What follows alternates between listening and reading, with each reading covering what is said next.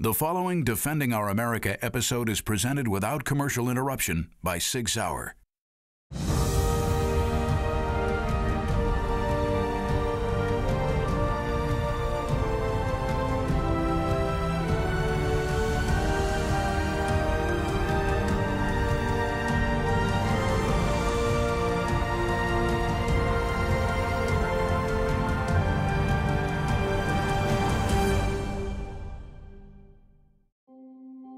America is the #1 drug-consuming nation in the world. And where there's demand, there's going to be supply. Absolutely, absolutely. Any insurgency that's run by contraband lasts 7 times longer than an average insurgency.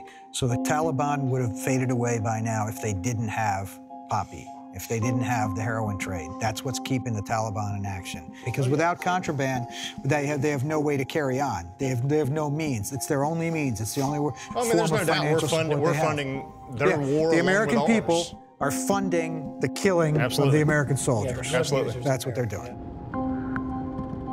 You know, our job on the war on terror is to go find out where they're at, where they're going, what they're doing, where their movements are, how they're making movements. In order to do that, we had to make alliances with the warlords out there. So our war on terror quickly compromised our war on drugs.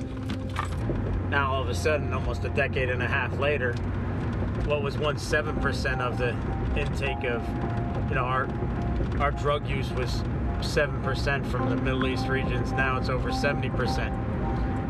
It's just amazing. And opium products are at an all-time high coming from those regions. So, you know, we kind of sold out when we went after the war on terror. Our war on drugs became non-existent.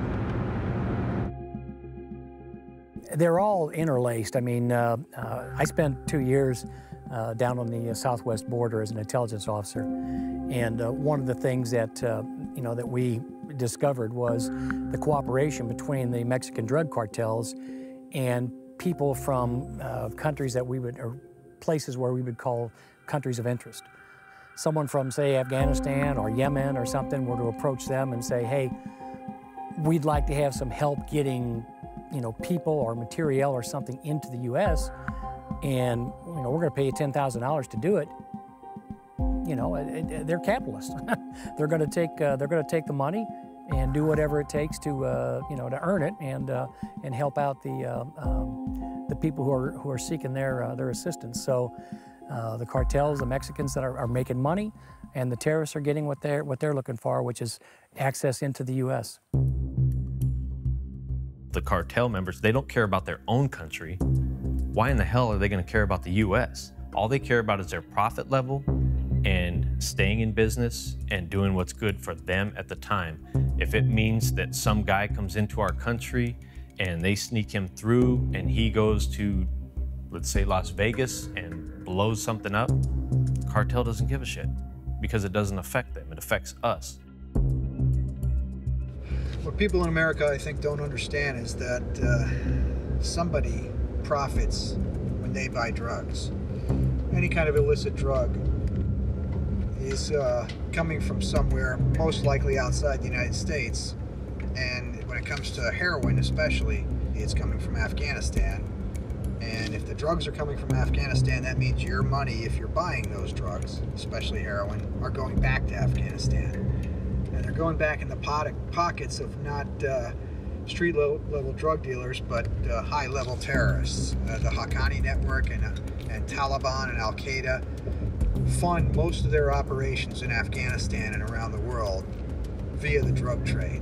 So anybody that's buying heroin in the United States is supporting the killing of Afghanis, innocent Afghanis, and American soldiers. Direct correlation.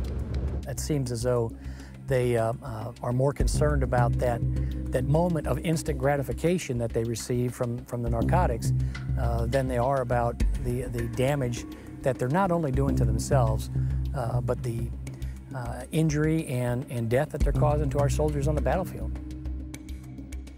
Every drug addict that's out there, everyone that recreationally uses drugs, if you've got someone in your family that's in the military or involved in that conflict one way or the other, you are putting your family members at risk every time you use that. Next time on Defending Our America. I like the thought of the drones. I like it in conjunction with manpower responding to Well, it. the problem So is, if though, you that guys you are doing have to be very restrictive when you start using things like that. You have to hold your leaders accountable.